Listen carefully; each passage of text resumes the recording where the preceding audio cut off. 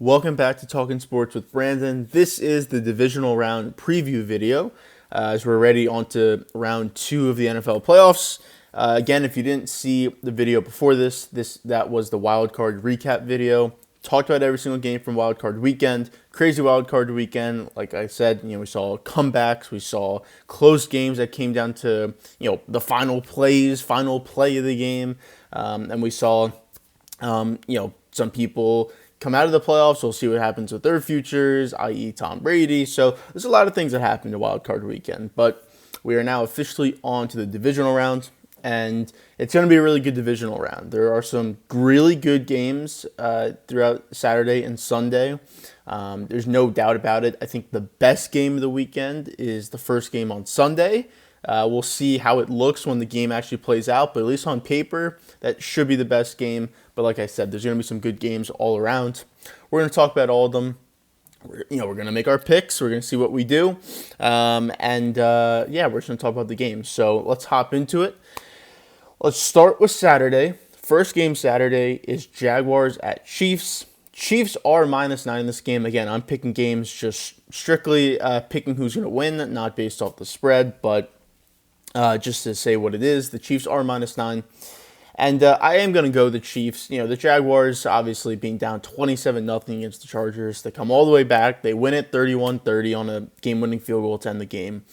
And, I think the Jaguars have a lot of talent on that team. And, Lawrence, look, he threw 4 interceptions in the first quarter and a half of that game. And then the rest of the way, he was basically perfect. He threw 4 touchdowns, led the team all the way back, made the plays when he had to, made big throws as well. So, no doubt that he can he go into Arrowhead and have a really good game? I think he probably could, but I see the Chiefs as just being a better team. They've been there before. Obviously, they've been in the playoffs all throughout Mahomes' career. They've hosted tons of playoff games. They've played better opponents than the Jaguars. And even when they've played teams that are lesser than them. You think about the Texans game. They're down, 24-0? They were down. They came back and won. They've been down at home before in the playoffs. They've come back and won the game. It's a tough place to play in. It's going to be cold. So we'll see how Jacksonville looks in that type of environment. I think that does play a factor into it when it's going to be possibly really windy, really cold. It could even snow a little bit, not like a Buffalo or something like that, but at least snow. There's going to be maybe snow on the ground. So we have to see how that plays into the factor of the games. And, the Jaguars, look, they're going to have to run the ball. With the line that the Chiefs have, and basically just Chris Jones, in standing in the center of that line, you got to be able to run the ball against this team. If ETN's not going to have a good game, there's been games we've seen with the Jaguars where, they get 30 rushing yards. And it's like, you think Lawrence should probably run the ball a little bit more, but you need ETN. You need him to be that kind of workhorse kind of guy. He can break big runs. He can make big plays. If the run game's not working as effectively as you want, I think screens are a good way to go. I think getting ETN the ball and having him make plays is what you want. So I think he's going to have to be the biggest factor for this team. Obviously, Lawrence, that makes sense. He's the quarterback.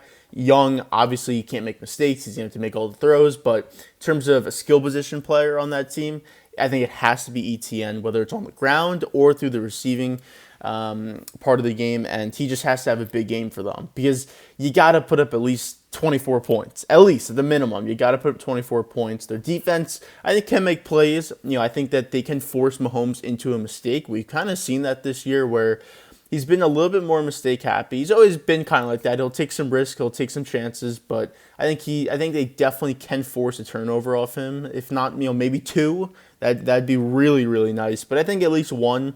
Is it going to be early in the game? Is it going to be at a critical point late in the game? Who knows? But I think they can force one off him. You got to capitalize on that. It's at least got to be 3 points, but you really need 7 off a turnover against this team. And I think they got to be aggressive. That's what they are. They are aggressive. You have Doug Peterson. He's an aggressive head coach. We've seen it throughout his time, whether it was with Philadelphia or this season with Jacksonville. And fourth downs, if it's 4th and 3 or less, obviously depending where you're on the field, but I think you got to go for it more of the time than punt it or settle for a field goal if you're in the red zone. I think you got to be aggressive. You can't just be happy with 3 points. I think that at certain points of the game, you bring it back to a 7-point lead, you bring it to a field goal game, you do certain things. Okay, that makes sense, but if you put a really good drive together, you have a 10 play, 67, you have a really good drive going together. You get all the way down inside the 15-yard line. You have a 4th and 2. I think you got to go for it. I don't care what the score is, what the situation in the game is. I think you got to go for it. You got to be aggressive. They've been that all season. I don't think you stay away from that. I don't think you go away from what your identity is throughout the season. So if they can be aggressive, if ETN can get the ball and make plays, because there's been times where he gets the ball, he's had fumble problems before. He also gets the ball, it doesn't really go anywhere, kind of gets stopped. He's trying to hit a home run in every single play, which is a problem. But again, when it works, it does work. But a lot of things have to go right for the Jaguars to win in my mind. I think the Chiefs just play their game. Kelsey's, he was kind of quiet towards the end of the season. Still was, not like they really needed him, but, they can win games without him. But, he was definitely more quiet towards the end as he was towards that, beginning to middle part of the season when he was just going off every single game. When it comes to the playoffs, he's going to be a big factor. He's obviously going to be the best player on that field besides Mahomes. So I expect a lot of Kelsey in this game. I think Evan Ingram could have a good game as well. It could be a good tight end battle in this one. But I just see the Chiefs at home. It could be close. I could definitely see it be a close game. I don't think the Chiefs just blow them out, but I definitely see them winning comfortably. I would say by at least 7 points. I would likely say 10 that they do end up winning. I could see the score being around 34-24, 31-20, somewhere in that range. I could definitely see happening. So first game, I think it's going to be a good game. I just start off the weekend. I think it is going to be a good game, but I do see Kansas City winning this game. And moving on to the second game of Saturday. Again, another good game. It's Giants-Eagles in Philadelphia, obviously. So the two teams coming off the byes are obviously playing on Saturday.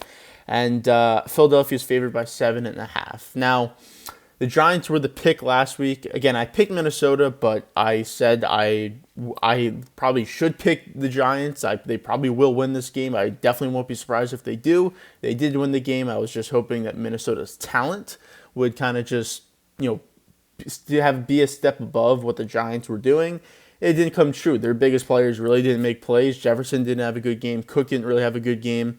I don't think they used Cook the way they should have, but those guys offensively didn't have good games, and obviously the defense was terrible. So I think the difference for this game is that you went from facing a bottom 5 defense in the NFL to facing a top 5 defense in the NFL. And by some stats, it's the best defense in the NFL. So I think that's just a huge difference. And this isn't just a really good defense that can limit yards and force turnovers, which they do anyways, but they get the quarterback. I think they had 70 sacks this year. They had 4 guys with 10-plus sacks throughout the course of the season.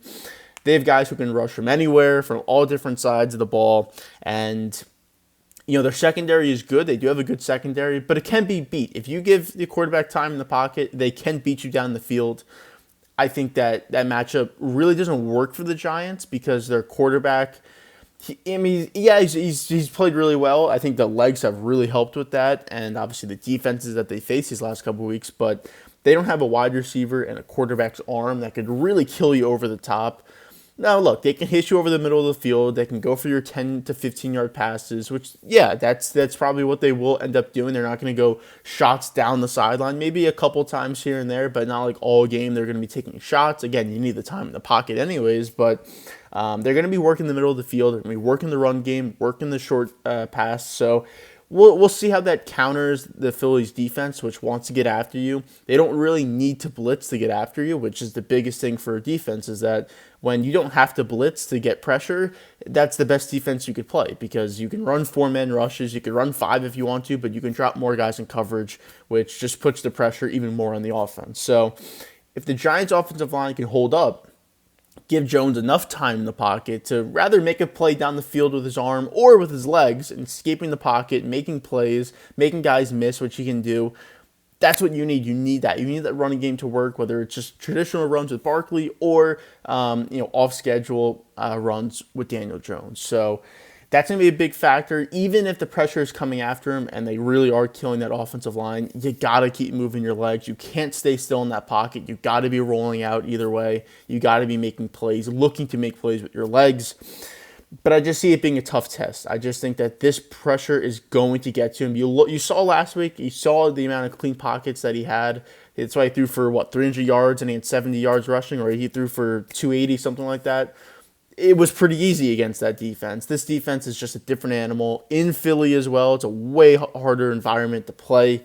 Obviously, you're playing them for the third time, and I think that stat's been thrown out there about it's hard to beat a team 3 times in one season. The Phillies obviously beaten the Giants already twice. The last game, obviously, the Giants were playing backups, but they beat them twice so far. And I think the theory is that it's hard to beat a team 3 times in a season, but actually the stat, and I think this is for just the, I think this is the number. I know it's over 500, but I believe it's 21-14. I don't know if that's all time or maybe in the last however many years that's been, but I know I saw a number that said 21-14 is the record of the team that's obviously going for the 3-0 advantage. So it's really not you're over 500 by 7 games. It's that's really good for the team that's going for the 3 games. So and I know there's stats on the Giants side that talks about, I think, on the road, or they've been like road underdogs, they've won the last 4 games or something like that, where something on the road in the playoffs they've won. They beat number 1 seeds, I think, 3 times in their history, something like that. So they have good records in the playoffs, good track records in the playoffs against 1 seeds, being on the road in division opponents. So yeah, I think it's gonna be a tough game. I do see the Eagles winning this game, and I think they do. I think it will be a close game, not to where it's 1 point, 3 points, 4 points, but I think it will stay close. But once Philly really puts their hammer down, and again, this is honestly all in the health of Jalen Hurts. We saw him against the Giants in his first game back. Really didn't look good. I mean, he did not look good at all. The shoulder definitely wasn't healthy, whether it was rusty, the shoulder. Have a week off. Sometimes that hurts, sometimes that helps. We'll have to see what happens, whether they come out juiced and ready to go, or they're still a little slow and a little rusty on both sides of the ball. But it's all in Jalen Hurts. If he's not hitting guys down the field, if he's not making plays with his legs, he's just a little off target here and there, not reading a defense as well as he should be, they're going to have a lot of problems. I think that they could still move the ball and they could still put up points, but it's not going to be as effective, as efficient, and as easy coming to them as it's been in the past. And I could see that being a problem. The Giants defense, that defensive line, Dexter Lawrence, he destroyed the Minnesota offensive line. He's facing a better one, and he's going up against Jason Kelce, but he's a monster on the inside. They can get to the quarterback a little bit. If they can create pressure off Hurts, force him into mistakes with a guy who's rusty, not really fully healthy yet, we have to see what he looks like. That could be the undoing of Philadelphia, but I see them doing enough offensively, and I see this defense just making a bigger impact against the Giants offense than they faced these last couple weeks, and I do see them winning. I think similar to Kansas City, I think it'll be a closer game than Kansas City because I think the Giants are more talented and they can do some things against Philadelphia that the Jaguars can't against Kansas City. But, I do see it being somewhat close, but I do still see Philadelphia in the end winning this game. So I do have both 1 seeds advancing to the championship game, and obviously the Giants and the Jaguars losing on Saturday of the divisional round. But we move to Sunday. And this is where I think Saturday is a good slate of games, but I think Sunday is the way better slate. And again, it's Sunday. It makes sense.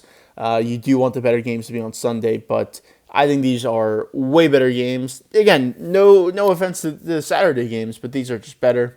Bengals, Bills, first game, 3 o'clock. Bills favored by 5.5 at home. I think that this is the matchup we've been looking for. Now, obviously, Kansas City, Buffalo is the one that we want, but in terms of before that and hoping that the Ravens didn't win, the Dolphins didn't win, because, yeah, it would be a crazy upset if those teams won that first round against the Bengals or the Bills, but you want to see the best teams play, and I think in the AFC, and honestly just the league and the whole NFL, I think you truly do have the best teams. Now, the Jaguars you could question.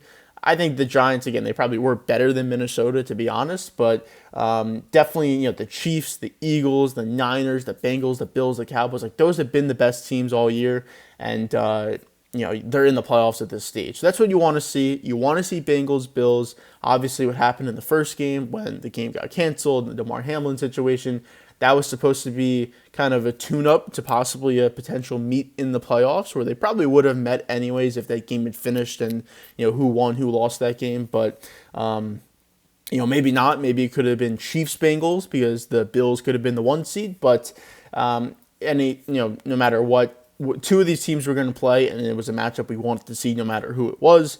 And now we get to see this game play out. And it's going to be in Buffalo. Last time's obviously in Cincinnati. This time's in Buffalo. I think I saw a weather report that said it's supposed to snow, but it's only supposed to be about a foot or a couple inches, something like that. So not crazy snow, but it's supposed to at least be some weather impacting that game a little bit. And I think the biggest question for this game, though, is what is Cincinnati's offensive line going to look like?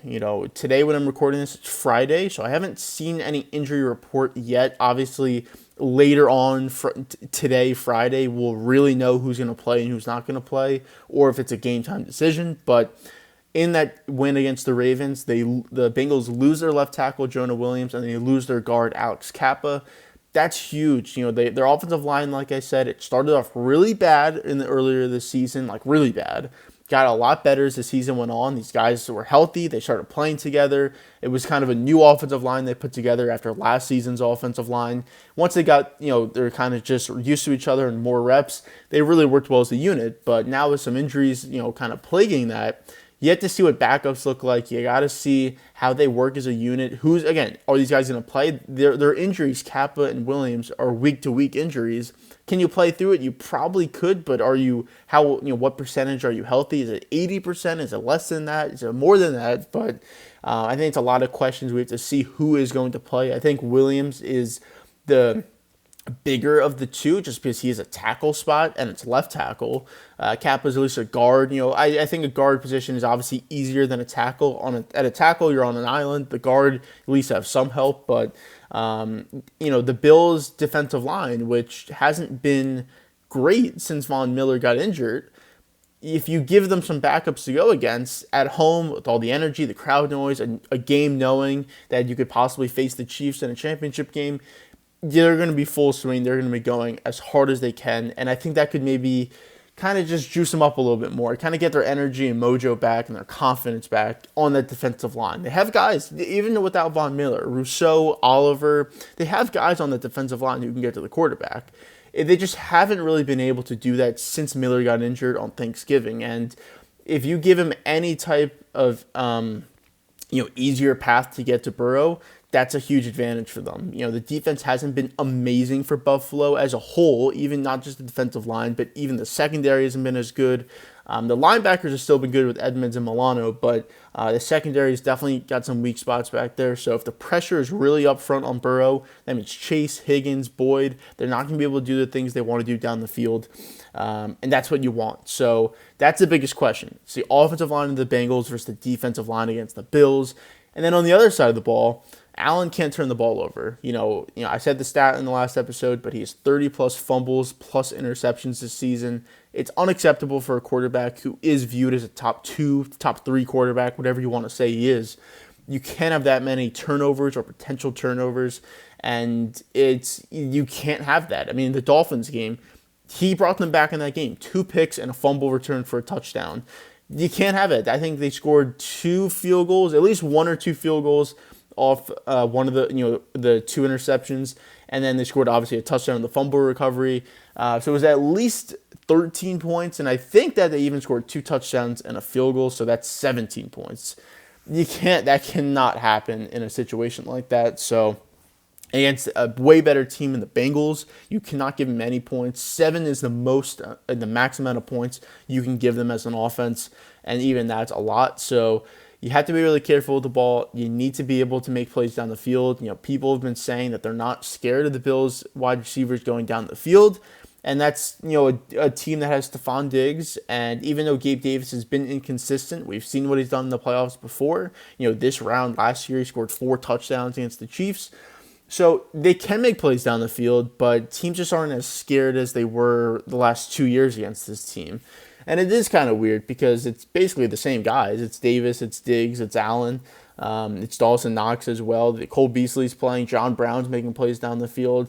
Isaiah McKenzie's going to play this game, so we'll see if that changes. But it's going to be a battle. I am going to pick the Bills. I think that their defensive line will step up this game. I think Allen will at least play equal to Burrow, but I think he will outplay him. I think his legs are obviously, Burrow can use his legs as well, but he's not the type of runner that Allen is. Allen has designed runs. He's running through people. He's red zone. He's the bigger threat with his legs.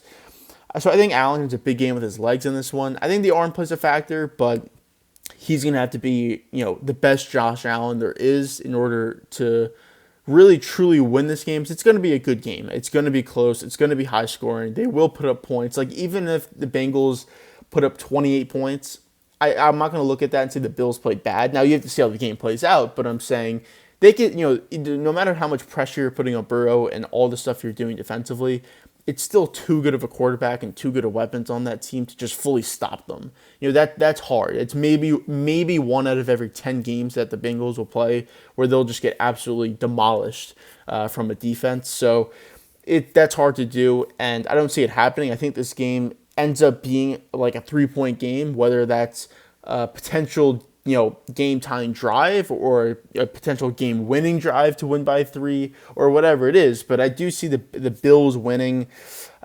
I mean, I kind of want to say 31-28, somewhere around there, maybe 34-31, somewhere in that range I could definitely see happening. It's going to be high scoring. I think in the high 20s, low 30s, I would want to say. So I do have Bills winning, which means that it would be Bills-Chiefs for the 3rd year in a row, not in the championship game, but 3rd year in a row in the playoffs facing each other. It'd be twice in the championship and then once in the divisional round. So the AFC side is done.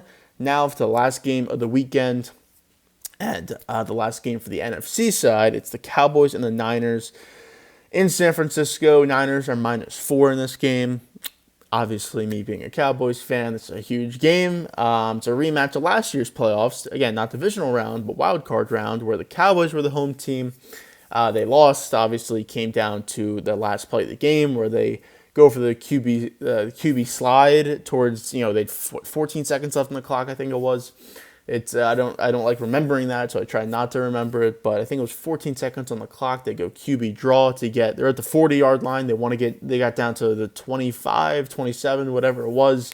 They had no timeouts. They tried to get the ball snapped to spike it. The ref kind of runs into them. He has to touch the ball. He has to spot it. It gets all mixed up. And obviously the clock ran out. And I mean, they only would have had one final play anyways, so who knows what would have happened. It's not like they were 2 yards away. So was it likely that they would have scored? It was unlikely that they would have scored, but you never know. It's one play. It's the playoffs. Crazy things happen in the playoffs. That's why names, for all these games, there's always these names that happen, these memories that you have 30, 40 years down the road of that game. So who knows what could have happened, but it is a rematch of that. And these two teams are way different. I mean, the Niners have McCaffrey. They have Brock Purdy at quarterback. The defense is better than it was last year, which is a scary thought. And then for the Cowboys, they have different guys on their team as well. They use their offense. They play it through different players. It's not Zeke. It's Pollard. It's not Amari Cooper. It's CeeDee Lamb. Defensively, I think they're better than they were last year. Last year was more turnovers. They really feasted off turnovers. And despite forcing a lot of turnovers this year, their defense played better. They limited teams. They got to the quarterback more, and they just played better defense that compared to the team last year did. So it's going to be a battle between these two teams. The offensive mind of Shanahan and the offensive weapons that they have, which is McCaffrey, Kittle, Debo, Ayuk. Even Juszczyk out of the backfield, they can, at one time on the field, they can have 5 guys who can catch the ball, which is a scary sight. I mean, you have 5 guys on the field at all different positions who can catch the ball, can make plays after the catch, can run guys over, can do everything, make guys miss in the open field and score touchdowns. That's a very scary thought as a defense. That's not even including the offensive line that they have and the run game that they do present. So there's a lot of factors on that team, and that's just the offense. Defensively for San Francisco, we talked about it in the last episode where the one weakness they do have is the secondary and throwing over the top of them, and even over the middle of the field, despite how the linebackers play, but really more so over the top of them. But the only way you could do that is if you have no pressure on you, which is tough. The Seattle game, Seattle was able to put up points early because there wasn't a lot of pressure on Geno. But once we saw, and the turning point of that game was that third down where Geno got strip sacked, and obviously that the game was over at that point. Despite it still being a close game, you just knew it was over after the strip sack. You're guaranteed points there, and then it turns into no points. Niners go down, get points.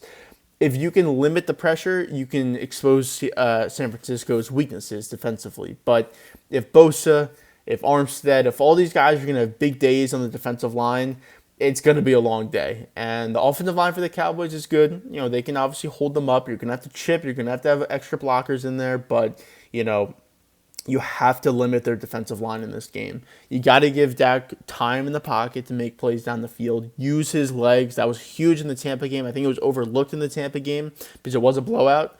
But his legs were a huge factor in that game. And you got to do that for the playoffs. I mean, you have to. Look, you may not want to do it a lot in the regular season. It's the regular season. You don't want to just, risk injury potentially. But when it's the playoffs, if it's a 3rd and 6 and you got to run that ball for that first down, you're diving for it, you're leaping forward, you're running over guys, you're using your legs out of the pocket. You have to do it, and I think he's going to have to do it a lot this game. Because if that pressure is in his face, he's going to have to roll out and make plays or escape the pocket and run down the field and use his legs. So, it's going to be a battle. And again, that's the San Francisco side of things. And then the Dallas side of things, again, offensively, got to be able to run the ball. I think that you can run the ball against that defense. And again, once that run game works, and if it does work, which is a huge if, but if it does, you use play action and you can go down the field and you can get crossers going across the middle of the field. So the run game is definitely key, and protecting Dak in the pocket to be able to go over the top against this team is huge. If one of those two things isn't happening, it's going to be a lot tougher. If both those things aren't happening, you probably got no shot unless the defense really, really limits their San Francisco offense. And I think the way they do that is obviously pressure. Now, look, this defense, like I said, can get after the quarterback. They're similar to San Francisco. San Francisco is a better defense, but it's not very far behind them, the Dallas defense. But, we see Brock Purdy. He hasn't lost as a starter. Even when he came in against the Dolphins, they won that game. So he hasn't lost yet, and he hasn't made a mistake. That's the thing. If you can force him into a mistake, he's obviously played great. And look, if he was on another team, would he be playing this good? Probably not, because you have Shanahan calling plays, you have a great offensive line, you have amazing weapons around you, and you have an amazing defense. And it's not to say he's just throwing for 150 yards a game, not really doing anything. I mean, he's throwing for 300 yards a game, he's getting multiple touchdowns, he's making plays, off-schedule throws. He's doing a lot of good things, there's no doubt. I'm not taking any credit away from him, but he hasn't made a mistake, and teams haven't really forced him into mistakes. And that's with pressure. You got to get pressure on him, force him to read a defense and make mistakes. We saw it against Seattle those first couple drives where some throws were wobbly, some were off target. He was kind of throwing into traffic, which he wasn't doing before. So if you can just kind of get in his mind a little bit, make him think and make it, a little extra second here and there to see if that read's open, see if that guy's going to be open down the field, get pressure on him, like I said, hit him a little bit, even if it's not sacks or, forcing the ball out, just hitting him getting some physical contact on him. I think that could, play big dividends towards the end of this game. And if you can force him to throw an interception, make a bad read, an easy, throw on third down, he misses it, force him to punt, stuff like that. Like, that's what you need. And I think it can happen. He was the last pick in the draft for a reason. I think that if a guy gets taken like the 3rd or 4th round and he ends up to be really good, you could say like, yeah, we just kind of graded him too low. We overlooked some things. But if you're the last pick in the draft, you clearly, I don't want to say it was rightfully deserved. You're the last pick in the draft. Obviously, he's played better than that, but I'm saying, there's a reason you didn't get picked in the 2nd round. You weren't a 2nd round quarterback. So like it just. I think that there was a reason why he was drafted so low and why he potentially could have been a free agent, undrafted free agent. So I just think that plays into effect. And again, I know it's Shanahan, it's McCaffrey, it's all these guys that they have on offense, but he has done really well. But I think that you can force him to play bad, and that's what they need to do. So in saying that, I'm not going to bet it. I'm not going to, pick against my own team. I'm going the Cowboys in this game. Despite what I did, before the season started, saying Niners, Bills, which again could still happen, but now with the situation that it obviously is, it's Cowboys-Niners. Sunday, last game of divisional round. I'm picking the Cowboys, no doubt about it. And yeah, I mean, that would be the NFC. It would be Eagles-Cowboys in the NFC Championship. And I think that, the Niners are the best team in the NFC, so that's why this is the toughest battle. I think, this, if the Cowboys were to win this game, this would be a tougher battle than Philadelphia would. But yeah, it's gonna be a bloodbath. I think it's gonna be close, no doubt. It has to be close. We'll see. I think a bigger question for Dallas is their kicker. He's staying on as the kicker for this game. If he misses one kick, it's gonna be, that decision's gonna be destroyed if he misses just one kick.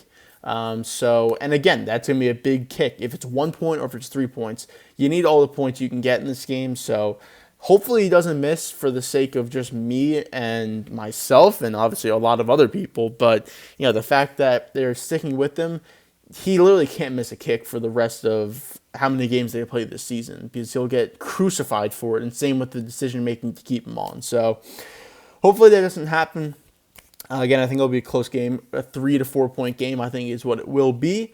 And again, I have the Cowboys winning. So I go Chiefs, Eagles, Bills, Cowboys. So again, that's Chiefs, Bills in the AFC Championship, and then Eagles, Cowboys in the NFC Championship. So we'll be back here after this weekend of games, and like I said, we'll see what happens. We'll talk about the games, and we'll preview next week the championship games, which is going to be really exciting as we're one step closer to the Super Bowl happening, and we'll see who will be crowned champion of the 2022-2023 NFL season. So thank you for watching. Definitely watch the games this week. Check out the other videos on this channel as well, and I'll see you next week. Thank you.